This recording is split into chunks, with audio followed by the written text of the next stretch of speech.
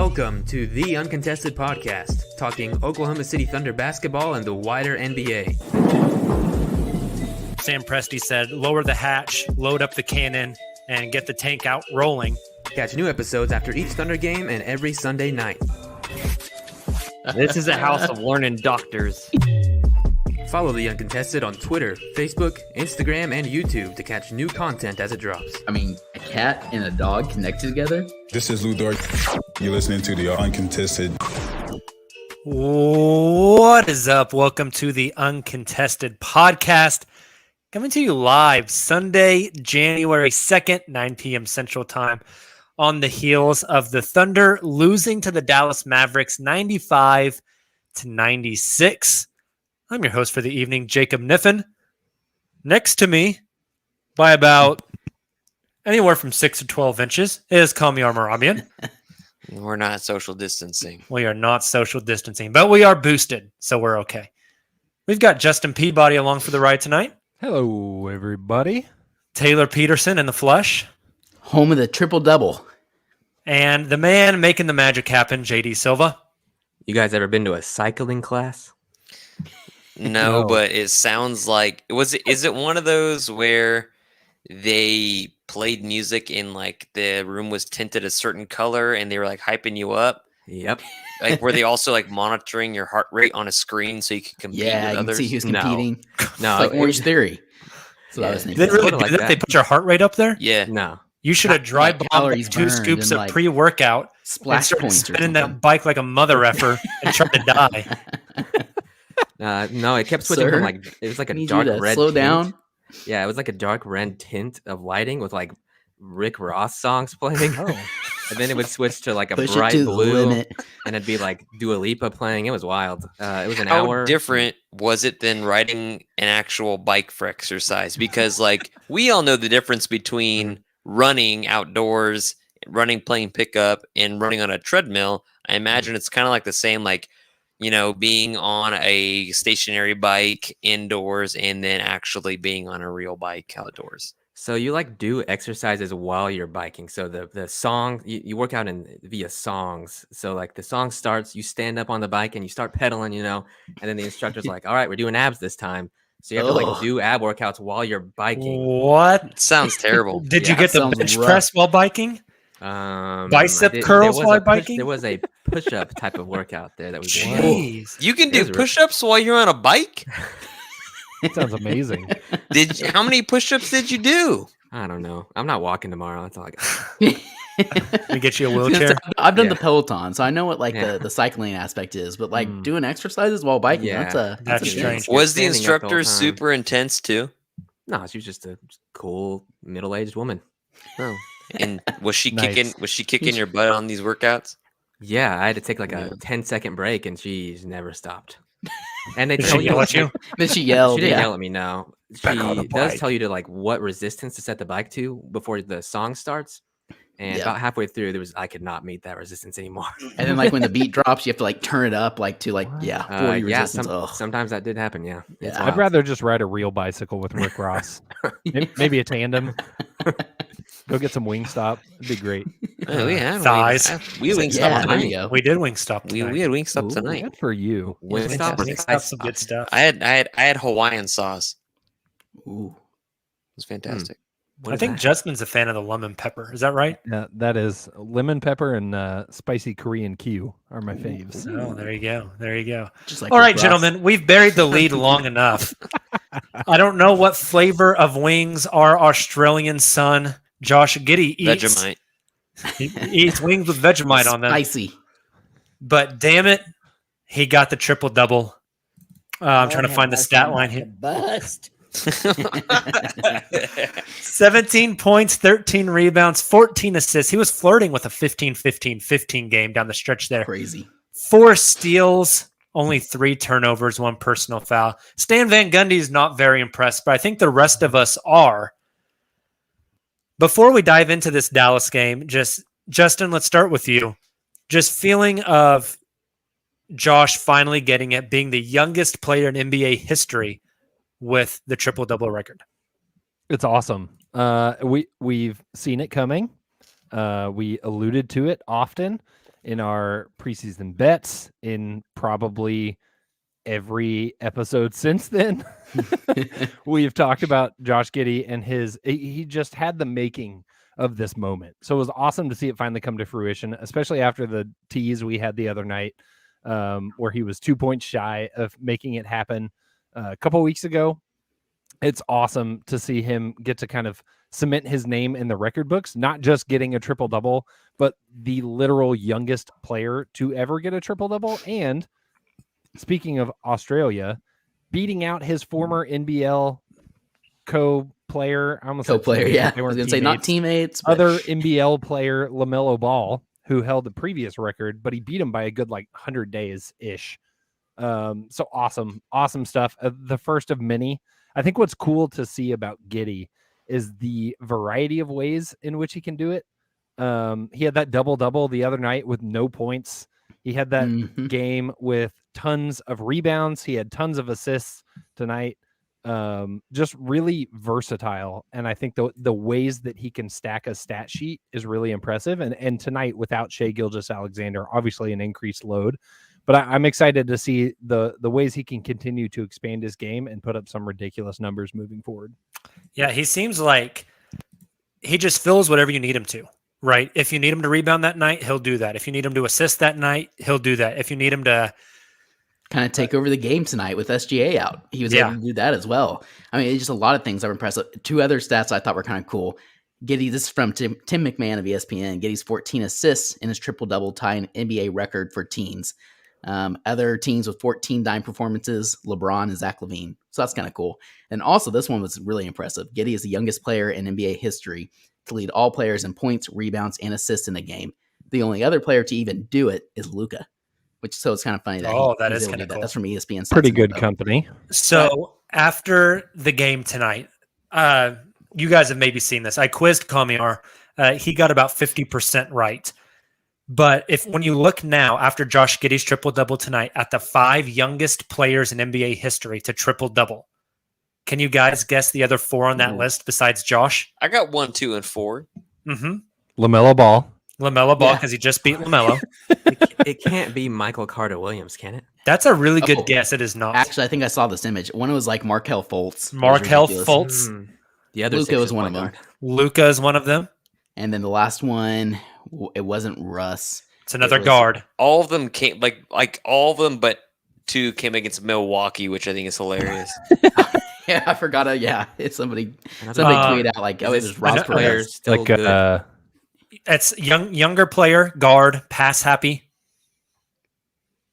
Devin Booker, broken jump shot, but then got traded. Has actually a really good 3-point jumper now. Has been on 3 teams. Boy. Lonzo Ball. Duh. Lonzo Ball. Oh, okay. Okay. Lonzo Ball. Yes, the Markelle Fultz one was fascinating to me. Yeah. Third youngest guy now to have a triple double. Probably why it was the only one I remembered after looking at that list. Kamiar, I think maybe the most impressive thing to me for Giddy tonight, which some of the passes again just absurd. I think my favorite one was there in the first quarter where he blocked Moses Brown, drove down and gave a no-look pass to the corner. But his shooting tonight, now his stats, like his percentages aren't great. 7 of 16 from the field, 3 of 5 from 3 is awesome. 0 of 0 from the free throw line. But some of his pull-up game tonight was wildly impressive. Especially from 3. I think he had 2 of those sidestep threes, step back threes, which is really impressive. And I love how he did it down the stretch too. Like he wasn't scared to. Oh yeah, sorry. I guess he said Kamiar, didn't he? It's fine. I usually take a back seat in society, anyways. So talking about Josh, his jumper, it's very clear. It's way better and smoother when his feet are set and basically parallel to each other instead of that weird scissor motion he does with his load up and kind of kick and land on his front forward on his jump shots. I'm more impressed with Josh Giddy's ability to be the youngest triple-double ever in this new NBA where offensive players are no longer really given the benefit of the doubt, and they're just like letting him play. And he's gonna go out on a team that absolutely sucks, right? But they still win. They're still winning, of course, without Shea.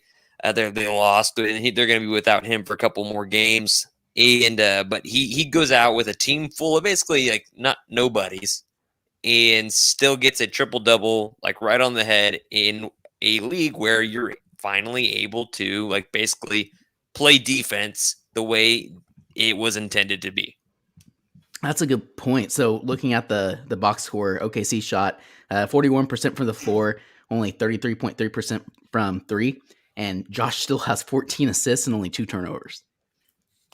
I think the 2 turnovers is really impressive. Mm-hmm. I think going through the rest years, you got so used to being near quadruple doubles with turnovers where it's just like such high usage rates that's really kind of taking over and it's just really just kind of dominating everything, but really controlled. To get that many assists and only 2 turnovers is very, very impressive, especially for a guy as young as Giddy. Yeah, it's constantly making the right decisions when there's so much stuff to process at such a high speed. Like, it's surprising he doesn't average like 4, 5, 6 turnovers a game with the types of passes he makes. But it's like he just processes things so much quicker than everybody else does. It's really impressive, as a kid that young, one of the youngest guys in the NBA, to be able to assess everything, process, make the correct pass at the correct angle. I mean, I think we sometimes just take it for granted when that's really, really hard to do. I mean, all of us have played basketball at incredibly low levels. And sometimes it's hard to make the right read every time down. We're talking about like NBA athletes are like top tier athletes of the world, and to be able to make those reads at that level, at that speed is just, it's absurd. Friend of the podcast, Clark Matthews, tweeted this out. I think it's spot on to what you're saying, Jacob.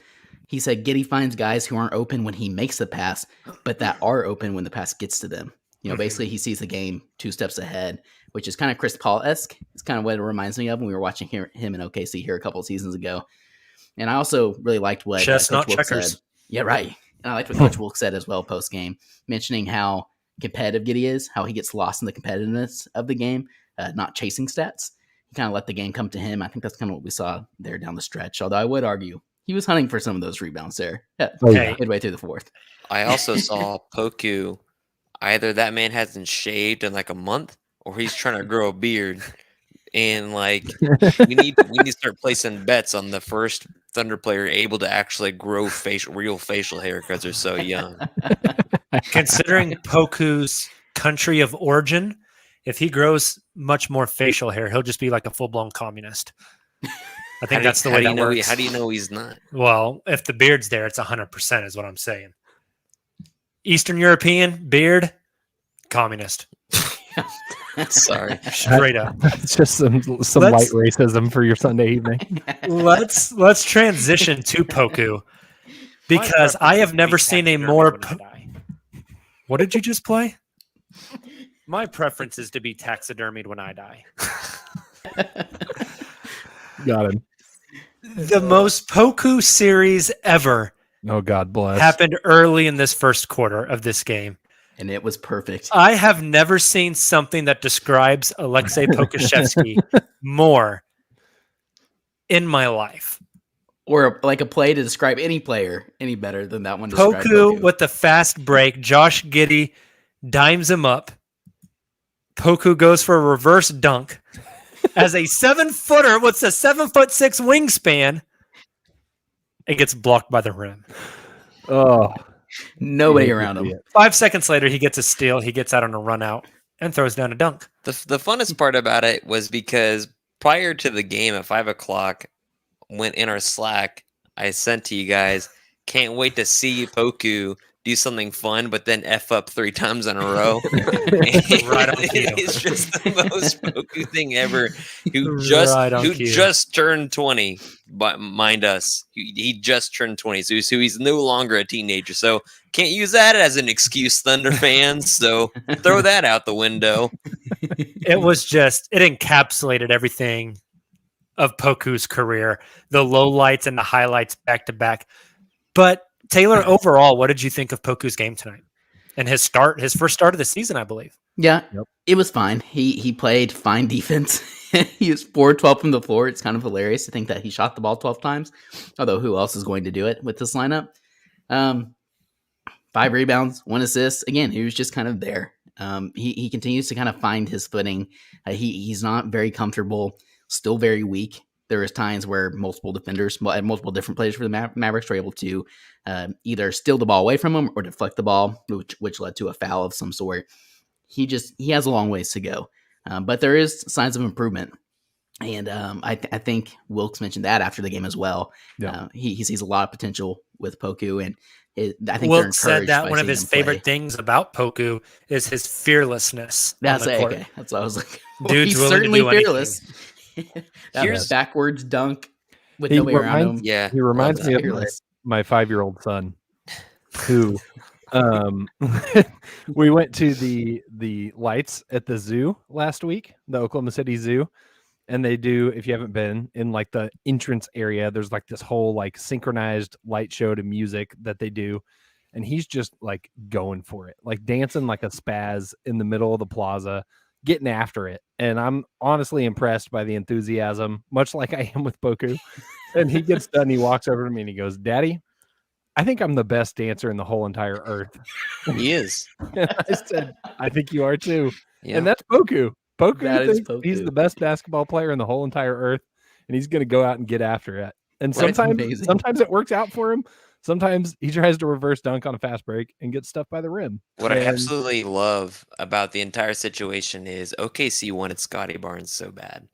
And if OKC gets Scotty Barnes, I think that shrinks the amount of minutes you probably give Poku because they're both 100%. very long athletes. One, I think Scotty Barnes is already more talented than Poku. Obviously, he's made a far bigger impact and splash in Toronto than Poku. He also would make weighs right the now. same amount as 2 Pokus. Yeah. He's long, athletic, can handle a little bit more. High energy guy, super defensive guy, gets his hands up, all that stuff. What I think is, but the whole point of me saying that is, OKC drafts Josh Giddy and Trey Mann. You don't really have to alter your roster that much. OKC drafts Scotty Barnes. You start to think twice about Poku and some other guys, maybe. I don't know. But Josh Giddy kind of slides into the lineup. Trey Mann kind of slides into the lineup. Scotty Barnes, not so much. He doesn't slide into that lineup. Instead, you have JRE, and then you kind of play Poku in a variety of ways. Tonight, he started at the 4. He plays the 3. He goes down to the G League. There's a lot of different ways you can go there. And so I think, this draft, people, when OKC got 6th, we were at that party. Everybody's like, this sucks. And then you fast forward to today, besides Stan Van Gundy saying, we got 17 points on 16 shots, despite the fact that there was nobody else out there to help them. What happens when dudes are just smoking wide open layups? Yeah. And now you're sitting with a guy that is rookie. He's definitely going to be I think he's top First- 3 first rookie of the team. year right now. He's going to Yeah. be in the And he's- running. He's first team. He's going to be all world. Between Team USA and all world that's teams true. too. He's going to be there, and the heck, Australian basketball, the national team is really going to be really good over the next. He'll several years. definitely start for the national team too. Yeah, if you think back to draft night, Justin, Taylor, and I, God, we did 4 hours of live stream on draft It was a night. lot.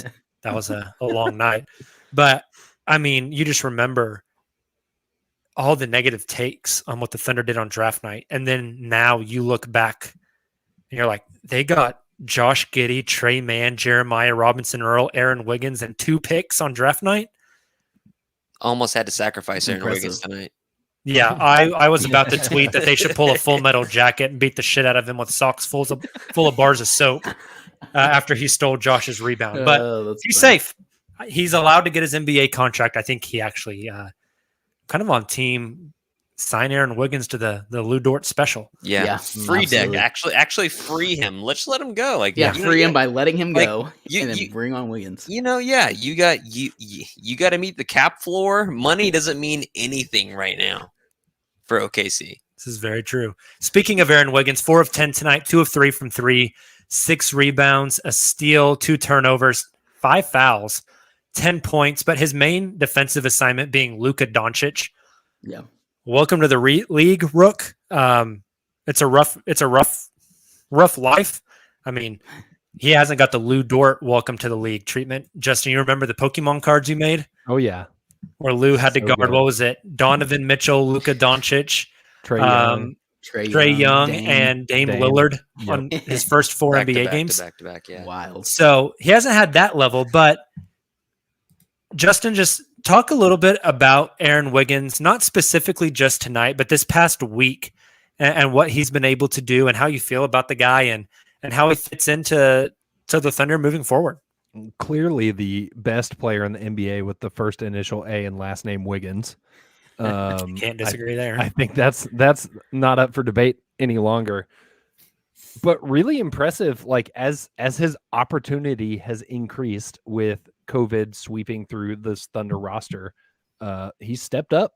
I mean, he player of the game, couple games in a row. He's looked really, really solid.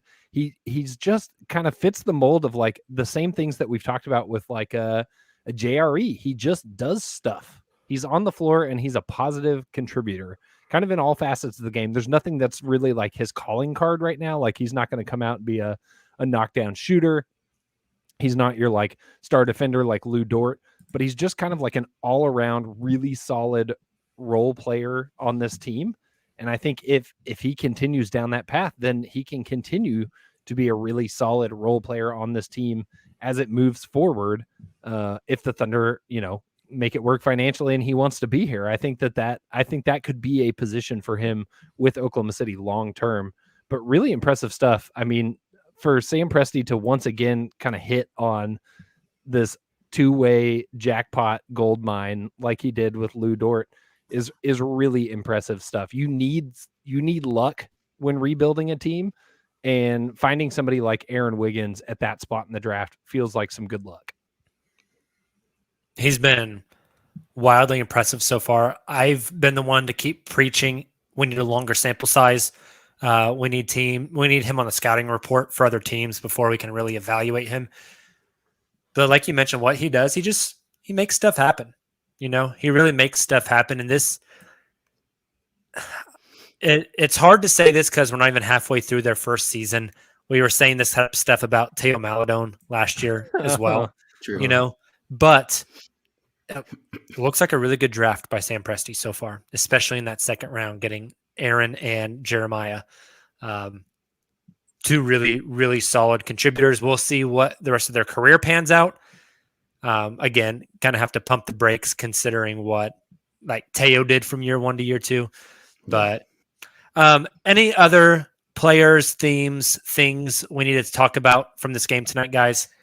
Just that the team is being just like everybody else. OKC got a little bit late, right, with the whole COVID thing right now going on. Mm-hmm.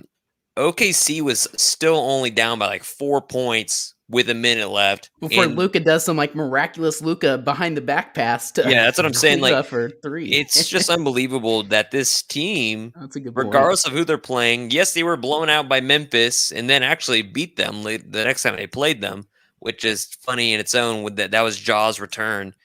And this team, for the most part, regardless of who you are, they'll kind of stick around in games. I mean, you saw it in both Phoenix games. They were winning in both games later down the stretch at one point, and that's, again, without players, whether they were hurt, whether it's COVID protocol.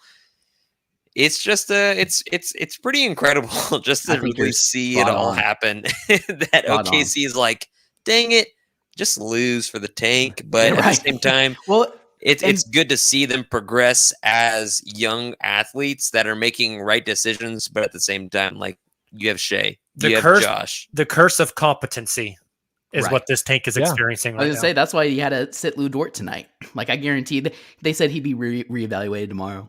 Like 100% tonight was a rest night for Lou. His knee's fine. But I was gonna mention that as well to Calmier. Like there were so many wide open points in the paint that the Thunder just completely whiffed on tonight. And if they make the majority of those, like they usually do, like you said, like this game might be a little different. So it is really impressive to your point that they just continue to be able to compete and play a high level basketball no matter who's on the floor. The best organizations, High level might be this is bold there, this is but- not just this is not just sports. This is just like institutions in general.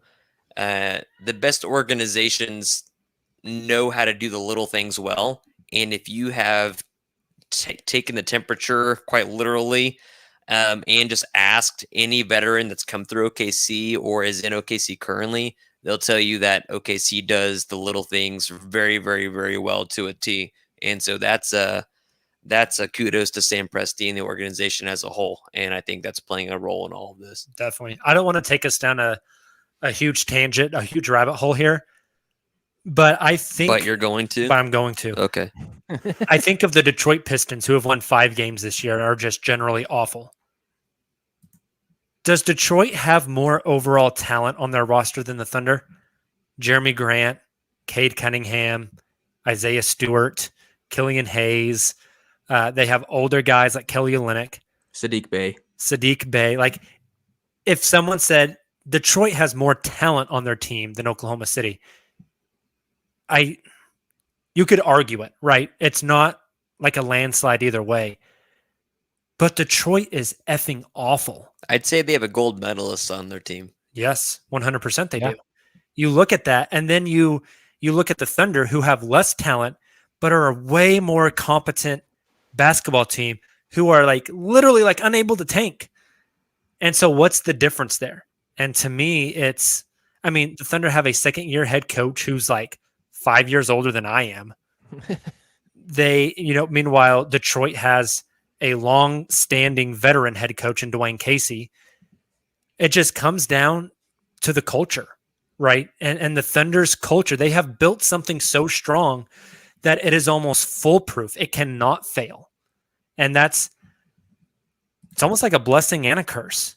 You can't bottom out and tank to get the talent you need because you do everything so well that you can't be bad. Or too That's bad. interesting. Yeah. It makes me wonder, like, I want to know, I want to be able to read Sam Presti's mind. Like, what's his thoughts right now with how this season's gone, with where their record stands? What were his thoughts at this time last year when they were in a very similar situation? What were his thoughts at the end of last season after, Horford got shut down, Shea got injured, those kinds of things happened? Is there a magic switch they can hit this year? Because I don't see it. I'm not sure what that switch is. You are incredible at segues. Hey, because that's what we're jumping into.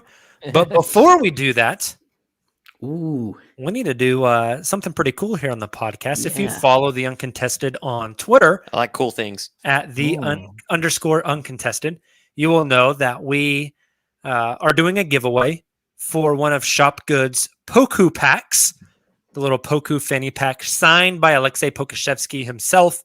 Yes. We've got a bunch of little pieces of Thunder swag in that Poku pack as well. If you entered our contest on social media, we are about to announce that winner right now. So, Justin? Yes. Like Jacob mentioned, we have autographed, not just Poku packs, but autographed Poku packs, stuffed with stickers and patches and some other things. Very exciting, especially for those listeners who do not live in Oklahoma City. It's very exciting because this is the only way you can get your hands on one. Look at this beautiful pack. We have 3 of them. We're going to give away one of them tonight. One of the Poku packs signed by Poku with stickers and patches. I have all of our entrants entered into this fancy pants random name generator picker. So let's get to it. And before you spin that, you said we're giving away 1, but we have 3. Yeah. We have more giveaways on the horizon. So make sure, if you are not already, to follow the Uncontested on Twitter, Facebook, Instagram, TikTok. That way you can get in on the next 2 that we give away. Yeah, and we're not averse to shipping overseas. Hey, we've done it before several True. times. The post office is very familiar with me now. Yeah, the post office. How do I ship this to New Zealand? How They do I ship this to 100% Belgium? Jacob is a drug dealer. How do I ship this to Australia? You know, I'm shipping black market body parts all over the world. Actually, it's just uncontested stickers. But I digress. Justin. You ready? I feel like we need a drum roll or something. Sorry. There you go. Nice job. who's it going to be? Bum, bum, bum. OKC Lover Boy. Nice. Ooh, that's believe, fun. That's a great handle. That is a nice handle. I believe that was from Instagram. So I will. I'll hit up the Instagram DMs. Or what if he's what if he's a fan of clovers? What if he's an Oklahoman, but he's also proud of his Irish heritage? I like that so much more. Okay, Clover Boy, you are the winner of the giveaway. Congratulations! I'll be sliding in those DMs. I'll get your mailing address, and we will get you a Poku pack. Like Jacob said, stay tuned because we're gonna have 2 more. Two more. So if you didn't win tonight, don't be too bummed. It's gonna be awesome. I'm stoked. Congrats to OKC Loverboy or OK Clover Boy, whichever it may be. Shout out to you. All right, gentlemen. Justin started to segue us. We got to talk. It's the new year. The president's going to do the State of the Union. The governor is going to do the State of the State. We're going to do the State of the Tank. So the OKC tank. First off, my number one question for you guys: can OKC get a bottom 4, get down to bottom 4 in the league as they are currently constructed? They are currently, let's look, after tonight, They're tied. they're tied for 4th worst odds with the New Orleans Pelicans, 13-23. The Portland Trailblazers are 13-22, only a half game away. And the Indiana Pacers, 14-23, also only a half game away. Can the Thunder end in that top 4? Do you want to talk about how I did a tankathon simulation just the other night? Oh, yeah. And you got a whole bunch of 8th picks, which makes me depressed. Hold on. I got to find it. So I said I simulated it 5 times, right? Because the odds, it was before this game, before the loss. So OKC wasn't tied for 4th worst. I got 8-3, 8-8, and 1. So ain't nobody know. But saying there's a chance. Yeah, there's a chance. We'll wait. We'll wait to the very last second. Let's do one right now, just for the hell of it. I like that. Okay. Sim lottery number 3. Hey, Ooh, that was I'm quick. I'll take number 3. Yeah, top 4? that'll get you Chet probably actually. Top 4. I'm all in. All right. So as currently constructed, can the Thunder end in that top 4 in the tank standings? Or are they going to climb ahead of teams like New Orleans, Portland, Indiana, maybe San Antonio, Sacramento, etc.? I think they can top do 4. it. And Top I think, 4. Yeah, I think they will. The Pelicans is going to be the big one. I think the Pacers will find a way to get it together, potentially. What if they trade Domantas Sabonis? Yeah, true. But even then, they're going to get Don't say pieces that. in return. I don't know. They're still going to try. That's more shots from Miles Turner, baby.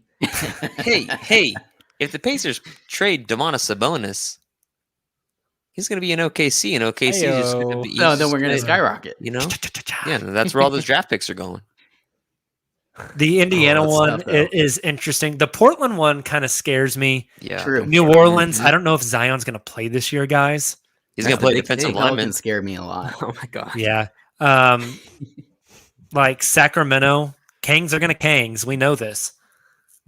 It's unbelievable that OKC by Timperley was that guy's name that called OKC the black guy of the NBA? Oh, I don't remember. And OKC is it was. still trucking along, and they have a very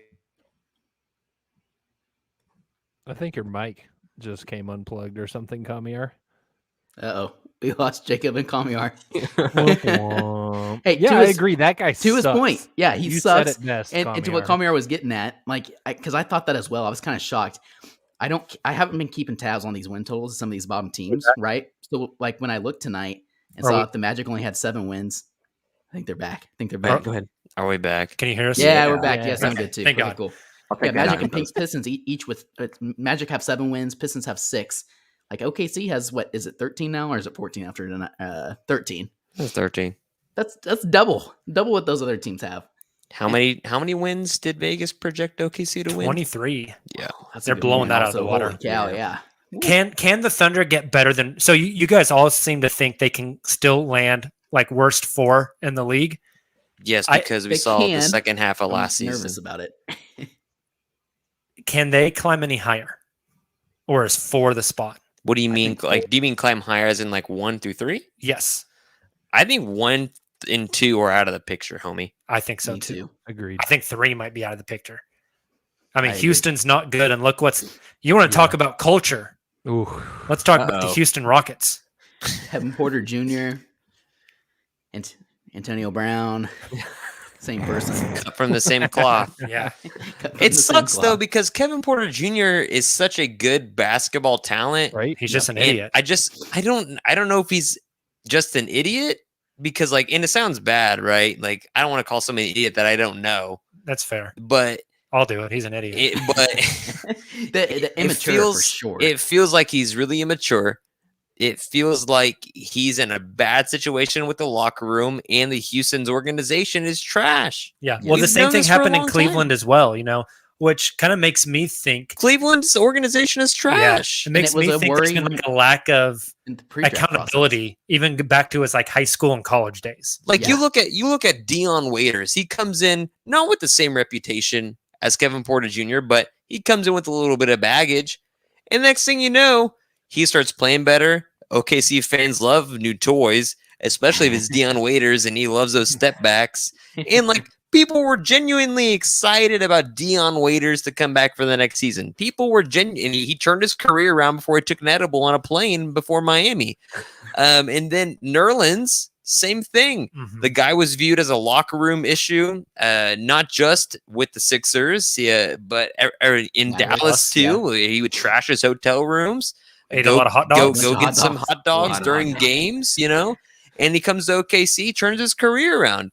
And so I think it's organization again. It comes down to the organizational kind of like structures you have in place of support and the people in the locker room. And there are teams that don't have it. Sacktown, they don't have it. Houston doesn't have it. Cleveland doesn't have it. Pelicans doesn't have it, Minnesota. which surprises me about the Pels because David Griffin's their GM, right? Mhm. Mhm. So Maybe not for very long. that's true.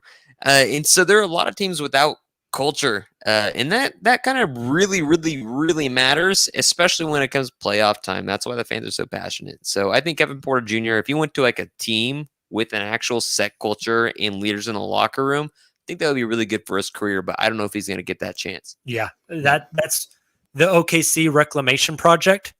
I don't think extends to Kevin Porter Jr. But with all that being said, Rockets. Schroeder curb stomped a dude outside of an Atlanta That is nightclub, true. homie. That is true, but Shooter also weighs like 10 pounds. So it probably didn't really hurt the guy. I mean, like he still curb stomped Yeah. people with like 4 of their friends. All Who that would you was rather get curb stomped by, Schroeder or Poku? Well, Poku's Poku's probably Eastern like, European. I'm not yeah, messing he's with throwing him. out like I'm going razor blades and stuff. Poku because Schroeder is a football or soccer fanatic and he knows how to kick. I'm And going he Poku. owns- Poku's so uncoordinated, he'd probably and, miss. I was and, gonna and say, I'm going Schroeder Poku. There's a owns high part of a probability he's gonna German miss. soccer or a German basketball True. team. Yeah, Yeah. but he's a big soccer guy. But he's a big Poku's- soccer guy, so Poku's I'm foot- going Poku. Poku's foot probably goes, Kamiar, from your waist to the top of your head. It's probably true. It's not so it doesn't stomp your head; he just stomps your body. The entire body. All that was Nice curb wheeling stomping its way segment, back fellas. around. Houston is third in the tank standings. Speaking of curb stomping, They're only 3.5 games ahead of Oklahoma City, but I don't know if the Thunder can catch Houston even at number 3. I mean, Houston had that little win streak. When That team's in shambles. Though. yeah, when Jalen Green doesn't play, they're fantastic. Mhm. Yeah, right. And they're a team that's primed to trade their vets. Yeah. Such a good point. I just left everybody Really silent. good point. I So- don't know what to say. Hey. Do you guys think that there are going to be moves made by Presti to help get the Thunder to these two really third best chances at a top pick or fourth best chances, like we talked about? What do you mean Like, moves? Are That's you what I trades? want to know. Like, Trades. what? Yeah. No, Oh, that's like, true. I guess what, technically, though? like benching Horford is a move. So trades. Let's talk trades first before we talk overall moves. Are there any trades that can be made that will help this team tank? Getting rid of Kenrich and Mike, but I think they'll get rid of Kenrich. I don't think they'll I get do rid of too. Mike for locker room. And just because Presti is a good guy, we found out Presti is a good guy. He keeps his promises. Mm-hmm. I think that Presti is going to keep a hold of Mike Muscala just because he wants to be in OKC. I mean, Presti flew out to Minnesota or wherever Mike is from to go get him, and he was more than happy to be back in OKC.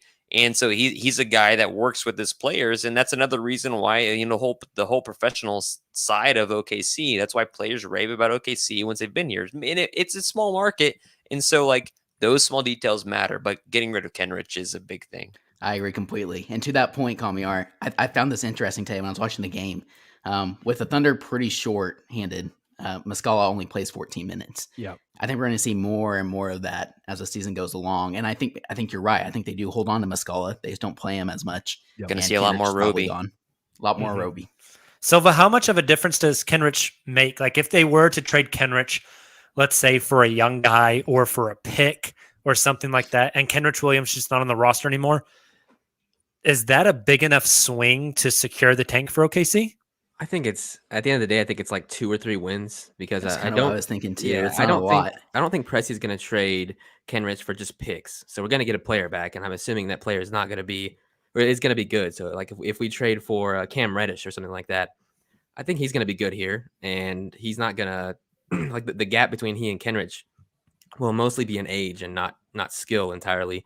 So no, I don't think trading Kenrich is like the lever the team needs to pull. I think it helps a little bit, but I don't think Kenrich is the answer necessarily.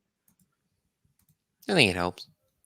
It doesn't hurt, but that's Oh, the yeah. Right. I think that's the like scary part, I guess, for this team is Horford was the obvious trigger to pull last year, and then Shea got hurt, and those are huge, Yeah, changes. Horford and Hill. Huge changes, and Mhm. and George Hill, yes, kind of And I forgot think he that, existed. like, to answer that question, it's going to have to be moves, Justin, not But- trades. And to your question, or to your point, like, what moves are there to do this Exactly. season? Like Kenrich, like you said, yeah, maybe 2 games.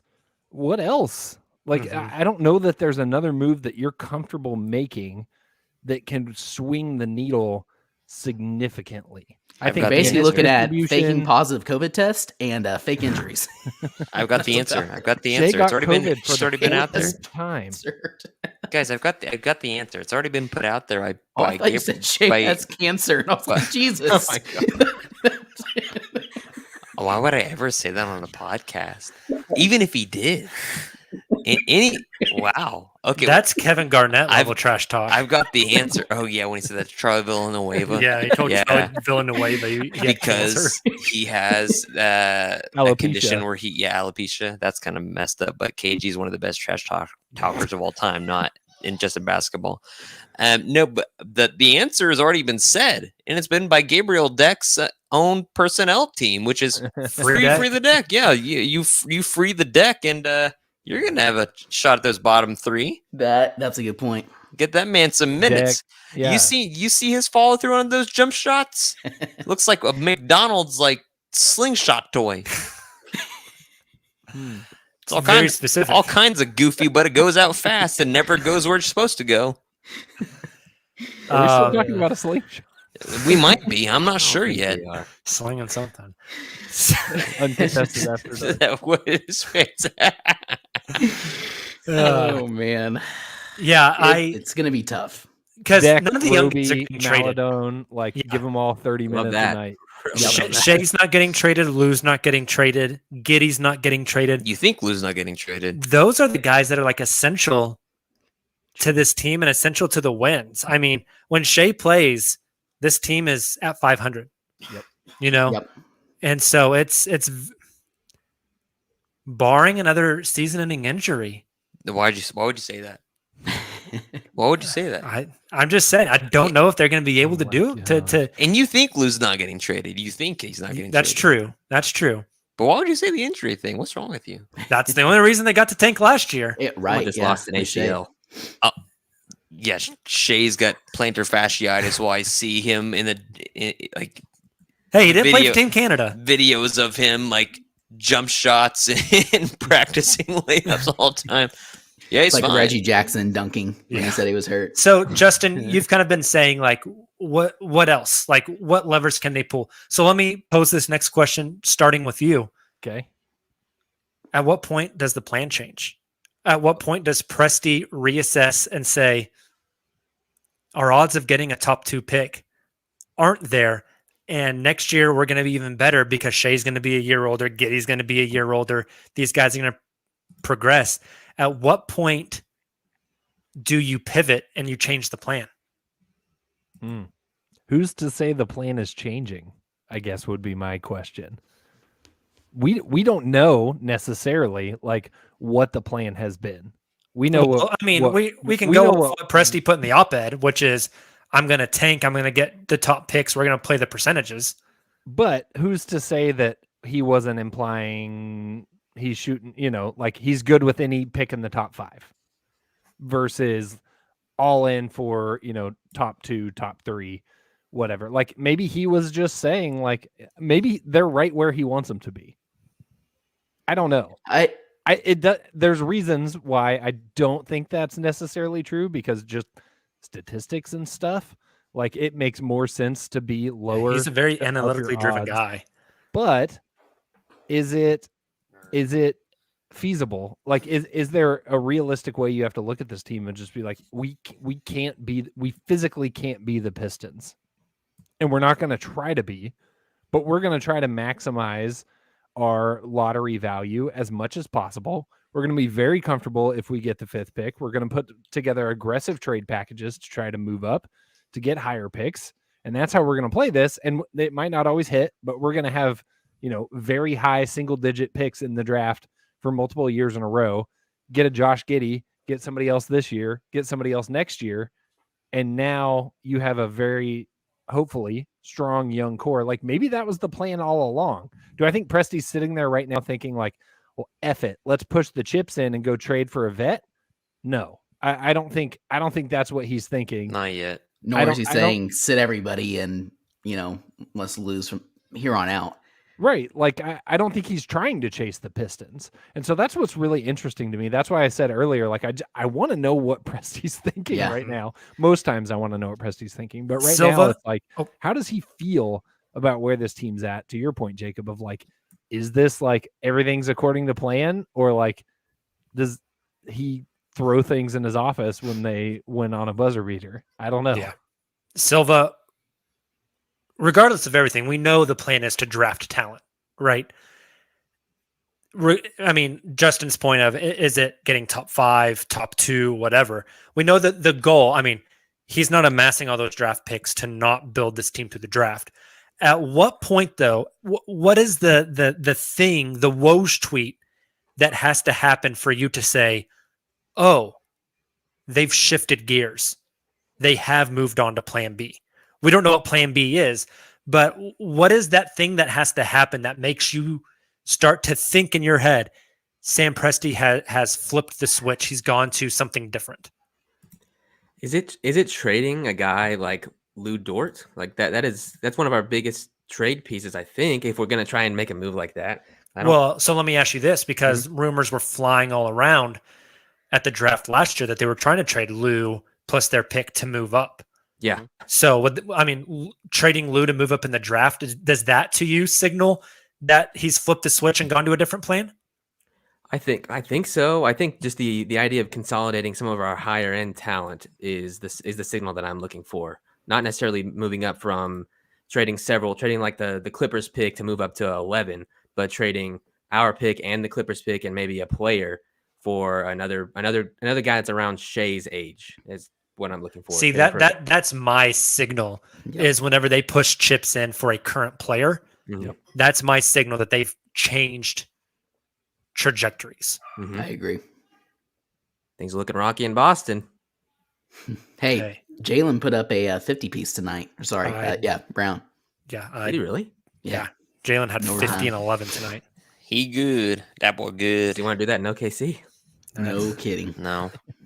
I would love it. Okay, so continuing on with the state of the tank. How do we feel about the Clippers pick, guys? The news came out about a week ago that Paul George would be out 3 to 4 weeks, I think is what they said. He be reassessed in 4 weeks. That's correct. Reassessed. That means like 6. We thought that was great news, and the Clippers have won a few games since then, including against the Brooklyn Nets. Freaking Eric Bledsoe. And why can't he just suck like he always does? Yeah, exactly. See, but like in any other normal season, because I mean, we haven't been living our lives like as like people normally, like in complete normalcy since 2019, right? If this was in any other year where all your players are available and Kawhi and PG are both out and the Nets have everybody, then it's a moot point. Yeah, I mean the Clips lost to the Raps just the other night, right? Mm-hmm. And so it's kind of unfair to like evaluate that kind of stuff just because of who each team has on any given night. Like, for example, the Knicks were actually pretty fun to watch last year, but this year, my God, they're awful to watch. And so there's so much else going on. And so, I mean, anywhere near the lotto, I'm cool with. You know, the Phoenix Suns, you're going to get like the 29th pick, 27 through 30, you know? And so my goal for the Thunder is to take whatever those 2 picks are and package them and possibly go from like the 18th pick to like the 16th pick, you know? That's just kind of what it is right now, because OKC's not trying to sign 3 more rookies. For reference, in that Brooklyn Nets game, the Clippers started Terrence Mann, Amir Coffey, Serge Ibaka, or the corpse of Serge Ibaka, if you like. Eric Bledsoe, Reggie Jackson. Off the bench, Xavier Moon, never heard of that guy. Justice Winslow, Keon Johnson, James Ennis, and Wenyen Gabriel. What about Brooklyn then? Because let's look at Brooklyn. KD had like a 30 piece. James Harden triple doubles. Mills, LaMarcus, Bruce Brown, Kevin Durant. And see, that's a LaMarcus is washed. Brown is a defensive guy. There's KD, and they've got KD. Patty Mills is like really, really hot, or he's just really, really not. And then now you've got the new, like I talked about earlier with Giddy.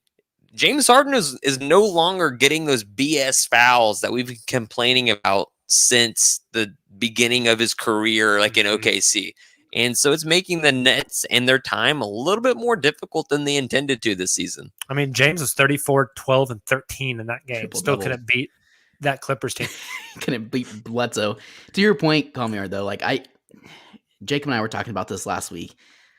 I was pretty optimistic about, and I still am, with this Clippers pick, just because of their strength of schedule without PG and Kawhi, and eventually it doesn't matter when you're playing so many games in such a short period of time. It's going to catch up to them. With that being said, though, to Calmier's point, like, you can't just take these teams on as face value. Like, it's very likely you're playing the corpse of these teams, or you're playing their half of their G League team, or you're playing a bunch of 10-day guys like, shout out Isaiah Thomas and Joe Johnson. So it's not as set in stone as it maybe would have been in previous years.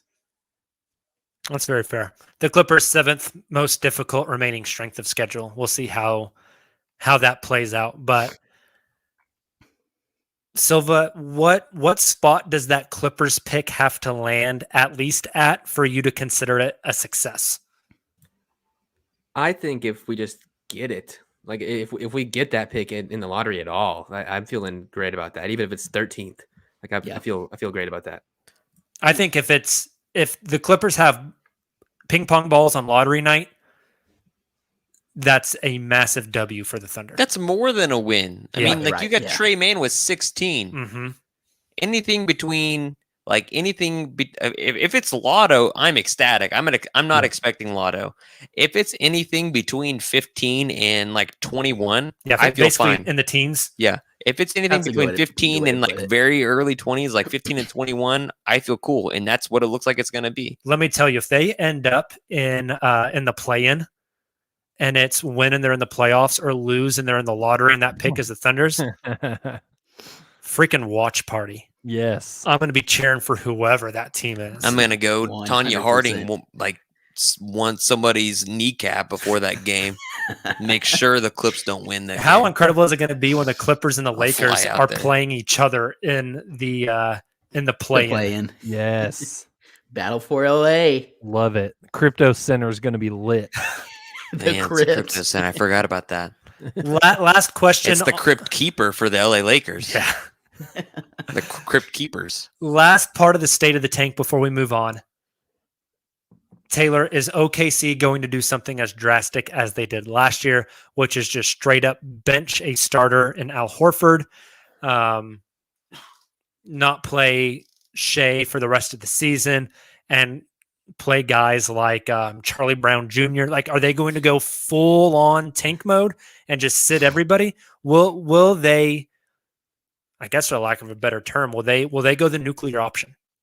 They will not go as drastic as they did last year. Agree. And unless there is like some other Shea semi-valid injury that pops up.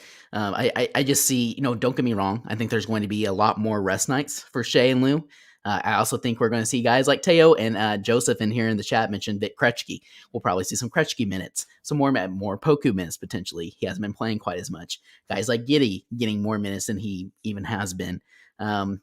I think there's going to be a lot more quote unquote roster exploration in the second half of the season compared Like to that now. Milwaukee guy they just got. Yeah. Or apparently are getting. Yeah. But no, I don't think it'll be as drastic as, Shea has this injury and we're sitting him the rest of the season, or we are officially, we didn't trade Kenrich Williams at trade deadline and we're officially sitting him the rest of the season. I don't think we're going to see something like that. The more and more I think about it, I feel like very strongly they're going to pull the trigger on Kenrich. Yeah. It's going to be a trade deadline. Get your top bid in. I think they love Kenrich Williams. I think the front office loves Kenrich Williams. It seems more and more to me like they're going to take the best offer at the deadline and trade him and move on. Keeps reminding me of that meme of Wesley Snipes when he's crying, but he has to shoot somebody. The best use of that meme ever was when the guy said, when the race war starts and I got to shoot Tony Hawk. Yes. Gosh. And Tony Hawk tweeted at him and said, I appreciate the hesitation. Tony Hawk's the greatest. Yes, I love his Twitter account. Tony Hawk is incredible. I Really told you random all, like Tony side Hawk. story. My cousin's husband, really good friends with Tony Hawk, goes out to What? California and skates with him and his sons all the time. That's Wow. awesome. Yeah. That is awesome. I got really Tony cool. Hawk for the Switch for Christmas. That's kind of the same. Oh yeah, dude. I slacked you about this, but that soundtrack on Tony Hawk Pro Skater 1, It's fantastic. elite. It's good. Some of the best punk songs ever on If that. you guys don't look at Tony Hawk's Twitter, it's basically him just interacting with random people that are like, "Hey, you're Tony Hawk." You look or like Tony "Hey, Hawk." you look like Tony Hawk." Yeah, and it's it's incredible. fantastic. All right, gentlemen, before we get off the show tonight, you guys know I'm a teacher. Kamiar is also a teacher. Yeah, something like that. You guys get a pop quiz tonight. Boom, boom, boom. You ready? You Ready. get pop quizzes in your class? I've never given a pop quiz in my entire Why are you history giving me a as pop a quiz teacher. right now? Good. Because there's no right or wrong answer. Participation grades, Kamiar. I you're, like that. you're a fan of I'm those. a fan of those. Don't have to grade. Just type some numbers in the grade book and move on with your day. You got it. It's beautiful. You showed up. You didn't show up. You showed up. Basically. You gave a shit. You did it. Check X. I have 10 fill in the blank questions. We're going to round table this thing. I'm going to ask you guys a question. I want all three of you to answer the question by filling in the blank. We can break down a few of them. We don't want to go too late on this episode. So we'll break down a few of them here and there. So I will ask this first one. Silva, you're the first one to answer with your fill in the blank quote or word or whatever The rest of you guys will follow, and then we can kind of break down the question. Okay. So Silva, the Portland Trailblazers will trade blank by the deadline. Yusuf Nurkic and CJ McCollum. Oh, Ooh, two-parter. Taylor, what's the blank? Yeah, I'm gonna go with CJ. I thought about Larry Nance Jr. I think it's gonna be CJ. I think we're finally going to get that CJ trade. Justin? Greg Brown the third, obviously. Oh, there you go. Kamiar? That not the answer you're looking for. I'm joking. I do have a real answer. Okay. And I'm gonna say CJ as well. Okay. I'm gonna go Robert Covington. Oh, that's I'm a good gonna one. say CJ. I'm gonna say Tony Snell. All three of those guys. I Ooh. think they're gonna keep Nurk. That's I like that. In order to play in the NBA, to have a successful team, you need roughly three things: a guy that can handle the ball and put it through the net like Dame can, a big wing that's athletic and that can do a lot of things for you, and a big man that is a multi-purpose. And Nurkic fits the multi-purpose role. Dame's got that. Let's see what they can get out of CJ, Rocco, and Snell. Ben Simmons? I don't. Yeah. They're not going to trade Simmons for those three guys. I don't. They would. Yeah. They don't. It wouldn't. After they've held out for so long. Interesting. So we all think that Portland's going to do a pretty massive shakeup, though. I think so. Yeah. It almost feels like they have to. They suck. Mhm. I just don't see. I don't see a way out for them. Like people fail to. Damian Lillard is 31 years old. Mm-hmm. CJ is 30 years old. Robert Covington turns 30. Just turned 31. You know, like they're not getting any younger. Mhm. Nurk is the youngest one out of all those dudes. He's 27. Yep. And They're- they're like, half people game think- up on the Thunder. Yes, Right, people exactly. think Lillard is younger than he is. No, he's because did you guys know Jokic is 26 and Jamal Murray is 24? Yeah, it's insane. Yeah. Portland's in trouble, and they've got to pull some levers, and I think they are in trouble because of poor management over the past half decade. That's why their GM got fired. Silva, next fill in the blank. Actually, we're going to start with Justin on this one. We're going to randomize it. Justin, blank will be the Western Conference champions. Golden State. Come here. Sons. Taylor. Golden State. Silva. The Phoenix Suns, baby. Oh, Golden State we're makes me feel split. insecure. Split tiebreaker right here, Jacob. Tiebreaker. Oh, God. Come on. Don't say it depends on Klay Utah Thompson. Jazz. Don't say it depends on Klay Thompson. That's a cop out. Don't you dare say the Utah Jazz. I'm not saying, you know how much I dislike the Utah Denver Jazz. Nuggets. Shit, it might be the Utah Jazz. I'll go Golden State. I'll go Golden Gobert. State. Steph's too good. Golden State is Steph Curry, maybe the best he's ever been. Oh. Klay Thompson's on his way back. 2000. They have young guys that can fit in, or they can consolidate to go get. Like, can you imagine if they traded like Wiseman and Moody and like a pick and went and got Domantas Sabonis on that team? Yeah, that Mhm. team's a win now team. That they need to take care. They need to get rid of those rookies. I think there's a chance they might. But the Suns are also a fair answer as well. I think the West really comes down to those two. Utah maybe tries to get in the mix, but I Don't agree. don't sleep on Denver. They've got plenty of players they can trade. Denver, I think, could be a player for in the trade at the trade Yes, deadline Simmons. to bring some people in That's as well. what I Or- think. oh yeah, Yeah. gotcha. Just in general. Yep. Doesn't help that Michael Porter Jr.'s glass is made of back is made of glass. There we go. Got that backwards. Taylor, we're starting with you on this next one. Ooh. The Lakers will end up blank in the Western Conference standings. They are currently. Let's see if I can find. Oh wait, no, that's not standings. I'm going to say they end up. I think they're going to end up 8th. They're not going to be the play-in, Oh, but they're going to be 8th. eighth is the plan. 8th is Yep. playing 8 through Oh 10. yeah, that's true. I guess it is. Yeah, 8 through 10. Good point. So 7 I through think- 10. 7 7, through 10. Yep. Oh shoot. Yeah, way off. I think They're they'll be currently 8th. They're currently 8th. Okay. Ooh. Yeah, I think they'll get. And that they're eighth currently spot. tied with the Timberwolves. Yuck. So you have them at 8th. Justin, where do you have them at? God. Ninth? No, I don't feel good about anyone below them. That's the problem. Eighth. Do you feel good about them? No. But they have LeBron. Timberwolves, Kings, Spurs, Blazers, Thunder, Pelicans, Rockets. Do I believe any of those teams are actually going to pass the Lakers? Probably not. So 8th probably does feel right. Silva? Here's the deal. The Lakers will be 9th, and then they will lose to the Timberwolves in the play-in, I love it. breaking the Timberwolves franchise sadness. I think the Timberwolves could pass them. That's one of the teams I think could jump ahead of them. Call me on where you got them at. You guys are going to be really sad. You guys are going to be happy, maybe. I think the Lakers will. They're going to figure something out. It's LeBron. It's AD. I think they'll finish 6th. Okay, so out of the play-in. Out of the play-in. Okay. Which would push likely the Clippers into the play-in. Heyo. Mhm. I'm okay with That's a that. good point. I'm okay with that. Calmier, we'll start with you on this one. Oh. The Eastern Conference Finals will The feature Eastern blank versus blank. Well, the obvious answer right here is not the Chicago Bulls, despite the fact that they have been looking very nice. Give me Brooklyn and give me Milwaukee. Okay. Same as last year. Silva? It's not that important. Going the Bulls and the Bucks. Okay. Ooh. Taylor. I can't disagree with Nets and Bucks as much as I've loved this Bulls renaissance. Justin.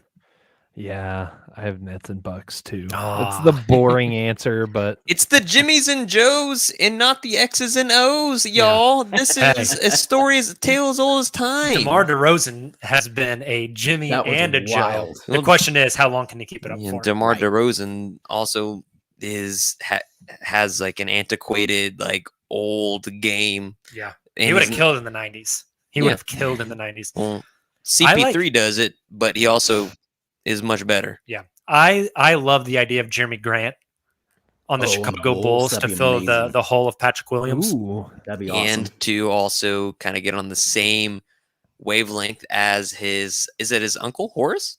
Mm-hmm. I think it's his Yep. uncle, yeah. That is correct. Then the goggles. He's got to wear the goggles. That would be incredible. absolutely. I'm all in.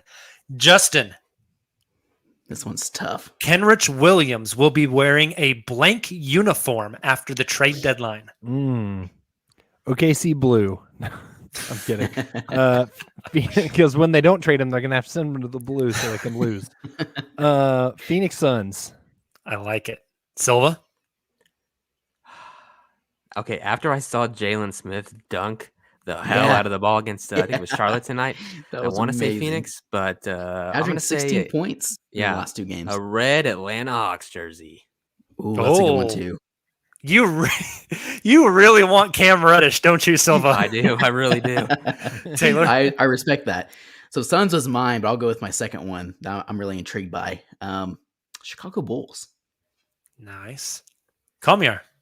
I've got two, one from each conference. Okay. You've got Sixers, That's Or a fun one. Interesting. Denver.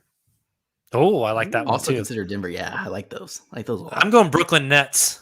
Oh, That's another fun one. Brooklyn Come on, Nets. Claxton. Somebody's could got to use 'em. score with the flat. Nick flat Claxton comes earthers. back to OKC. Yeah, that's Win-win-win. my trade as Kenrich for Nick Claxton. All right. We will start with Taylor on this one. Taylor, Josh Giddy will have blank triple doubles by the end of the season. This is a number, by the way. He's going to average, yeah. Good triple doubles by the season. Nice triple Good doubles. nice Mini. triple doubles. Mini triple doubles. Now we're talking. Good. Let's triple go. doubles. Gosh, this is so tough because I don't know what the second half of the season is going to look like. I'm going to play it conservative and say 4. Okay. Silva, Damn it, Taylor. I'm going 5, baby. 5. Boom. Kamiar? 2. He's gonna get one more. He'll get close to plenty of other times, but with him Yeah. and Shea on the court, he'll get another one somewhere. Justin? Good thing Shea's going to have another injury. 6. Justin, what was your bet for his number of triple doubles on the season? Oh, that's a great question. I will bet Justin. No, I have enough Things. bets. I have enough outstanding bets. I will bet like Bets and debts. Wait, hold on. Silva, how many did you say? 5? Yeah, I was gonna I say will- 4, but then I decided. I will to bet you several things he doesn't even sniff 5. Wow. I don't know what it is. What are you gonna We bet can me? figure it out in the texts, but we'll figure it out. We'll text each other later, Might as and well. and then come on the podcast and talk about Yeah, it. you got to announce what you're betting on the Yeah. podcast. I do have. Okay. Speaking of the bets, Taylor owes me as of Oh, tonight Already. Uh-oh.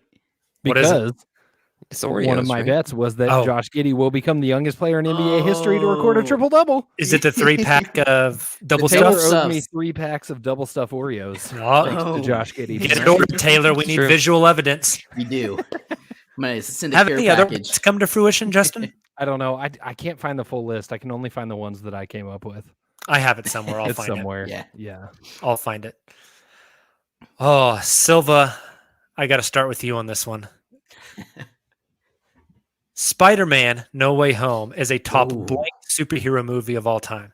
Oh, 4. Top 4? Wait, 4. 6. I was thinking MCU. Okay. If yeah, we're yeah. going superhero in general, Mm-hmm. 7 feels better than 6. I'm going 7. What else is in that top 7? So like Endgame, Infinity War. Yeah, Batman, like Dark Knight is Yeah. there. Ragnarok, maybe. Well, there's probably 3 think it's better than Batmans. Ragnarok. There's the Endgame and Infinity War, I have Into the Spider-Verse in my top 7. Into the Yeah, that's- Spider-Verse, yes. and then this latest Spider-Man. So that's 7. There you go. Yeah, Taylor. Winter Soldier. I think I'm gonna go like top. I'll put it top 5. I really, really enjoyed it, and the more I like look back on it and like listen to podcasts and stuff over it, I'm gonna go top 5. Justin? Haven't seen it? Haven't seen it. Okay, I- you're in the same boat as Kamiar, so that's okay. I haven't seen any Tom Holland Spider-Man. Mm-hmm. movie. You're also in the same boat as me, still. Justin. I'm not a huge Marvel fan. That's okay. Gasp. It's okay. Incredibles is the number 1 superhero movie, obviously. Good I'm answer. I'm putting it top 3. I thought it was Ooh. phenomenal. I thought it was Ooh. absolutely phenomenal. That's lofty. Kamiar, No, start with you gosh. here. No, The no. biggest name traded this season will be. It's gonna be Damian Lillard. Oh, He's started 30 off hot. He's Ooh. 31. He wants to win now. Portland Yeah. can't do that for him. No, Yeah. like look at I their don't think Portland can win later either. Gosh. look this at their is tough. roster. Look, Portland needs to blow it up. Mhm. It's not working. You overpaid Robert Covington. You have Nurkic, who's just like frustrated as hell as at the end of last year and is still frustrated this year. McCollum, they're all like 30, and Nurk is 27. They're all at the end of their year, like they're all at the end of their primes. And Dame needs to get out. I know he wants to be loyal. I know he wants to back up all that stuff. I know he's got the tattoos to say like he's got the tattoo of of Oakland, of the tree. But I mean, like he wants to ring chase. He's not going to be a part of that Laker BS where you patch together a bunch of old folks home people to dribble a basketball. It's going to be Dame. I mean, and it probably won't be a Dame for Ben Simmons swap, but he needs out of Portland, or else I think things could get pretty nasty. I mean, they've already fired guys. Yeah, they're not done, I don't think. And they're not done. And they're going to be new faces. They're going to, it's got to be Dame. Justin, biggest name to get traded this deadline is? Ben Simmons. That's Hopefully. fair. You think it gets done? Yeah. I hope Just it gets get it done over because with. I'm tired. I'm tired of Me every too. 10 days seeing another cryptic tweet from Legion Mhm. Hoops or some other nonsense that's like, the Philadelphia 76ers have narrowed their suitors to 27 teams. But my That's like- favorite was they have a Amazed. tangible list now. The list is tangible Yeah. now. They, You can they, touch And they took checked it from twice. Dumbasses. they Silva. printed it out. Yeah, I'm gonna keep spinning this narrative as long as I can. Jaylen Brown. Oh yes, spicy. I I love don't it. think Boston can get back to the really bright spot we all thought they were going to be in. a few years ago, unless they traded a guy like Jalen. Like I don't think the peripheral pieces around those two guys is good enough to land him a 3rd star. Taylor? I'm torn on this one. I like the Dame one. I think I'm going to go ahead and lean De'Aaron Fox on this one. I think they're going to do it. Hey, I got a take for you. Yeah. Your guy and Justin's guy are going to be combined in the same trade. Ooh. Yes. De'Aaron Fox in pieces for Ben Simmons. And send him to Sacramento. I look at what That's terrible. Why am I going blank? Halliburton, one of my favorite players. I look at what Hallie did whenever Fox was out, averaging like 20 and 10. Put Halliburton and Ben Simmons together, get a shakeup out there. I mean, Sacramento has like the 28th worst defense in the league. Gotta make a change somewhere. Maybe it's with De'Aaron Fox. Maybe. What if the Sixers went Halliburton instead? Oh, that's tough. They probably do. I want to give up Halliburton. I think he's too good. I think he's better than Fox. Do the Sixers have to salary match right now? Oh yeah, Okay. both those teams have to. So It would be something like De'Aaron Fox De'Aaron Fox is like on a max, I think. Yeah. So that already is pretty close. I think it'll be a multi-team trade, regardless of how it shapes, you're probably right. shapes out. That'd be fair. Crazy. That would be fair. All right, Taylor. Last Question one. number 10 on the pop quiz. This is what I'm ready for.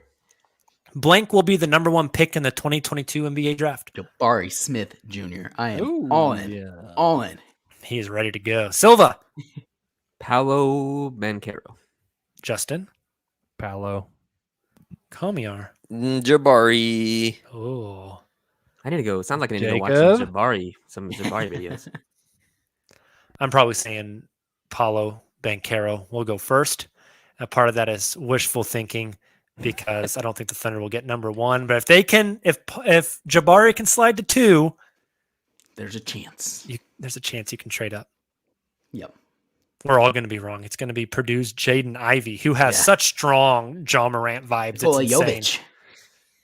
Hey, I'm okay with that guy as well. Awesome. Anything else before we get out of here, guys? We've gone a little long on this episode. Long boy. This was a violent episode for Jacob. It was Curb called stomping. Poku a communist. Said he was going to beat Aaron Wiggins with like a sock full of bars of soap. Really tough. Curb stomping. So you need to get off your chest. We had a curb stomping. I got to get back to work tomorrow. This is the anger of my break being over. All right, Silva, pump us that outro music. Hey, shout out to OKC Loverboy or OK Cloverboy, whichever one it is. Congrats on the Poku pack. You guys stay glued to the Thunder. Well, you can stay glued to the Thunder social media, but also stay glued to the Uncontested social media as we will give away more Poku packs. Thank you guys for joining tonight. If you're on the live stream, you're listening to this podcast on your podcast platform of choice. We appreciate you downloading the show. Make sure you subscribe, drop a 5-star rating, DM it to us on any of our social platforms. Send us your address. I'll mail you some Uncontested stickers that you can stick wherever you want. No judgment. We will be back with you Wednesday night as Silva will be covering the game that night. So join him on the post game. And then Friday night, our guy, Justin Peabody, will have you covered. Until then, have a great beginning of your week. Enjoy your first week of 2022. We will talk to you soon. Until then, and as always, Thunder up.